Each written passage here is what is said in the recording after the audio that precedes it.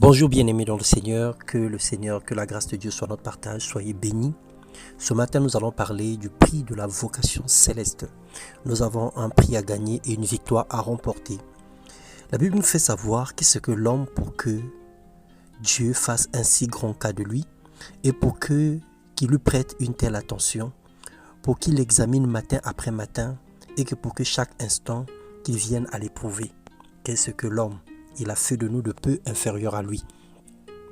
Nous allons lire dans Philippiens 3, le verset 12 au verset 16, la Bible déclare « Ce n'est pas que j'ai remporté le prix ou que j'ai déjà atteint la perfection, mais je cours pour tâcher de le saisir, puisque moi aussi j'ai été saisi par Jésus-Christ, frère.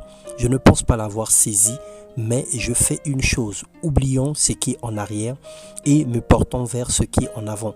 Je cours vers le but pour remporter le prix de la vocation céleste de Dieu en Jésus-Christ. » Bien-aimés dans le Seigneur, en cette fin d'année, chacun de nous est censé faire le bilan de sa vie, simplement parce que nous grandissons en conséquence, on se rapproche de la vieillesse et de la mort.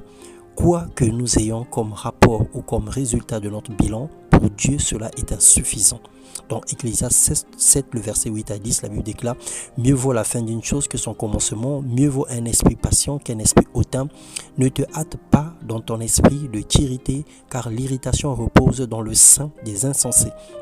Ne dis pas d'où vient que les jours passés étaient meilleurs que ceci, car ce n'est point par la sagesse que tu demandes cela. Tant que nous sommes sur terre, une minute de plaisir peut gâcher toute une vie. Ou en une seconde, nous pouvons tout perdre notre course pour la ligne d'arrivée. La mort ou le retour de Jésus-Christ, nous courons cependant sans arrêt jusqu'à la fin des temps. Nous avons une vocation céleste, une destination glorieuse, une mission et un parcours.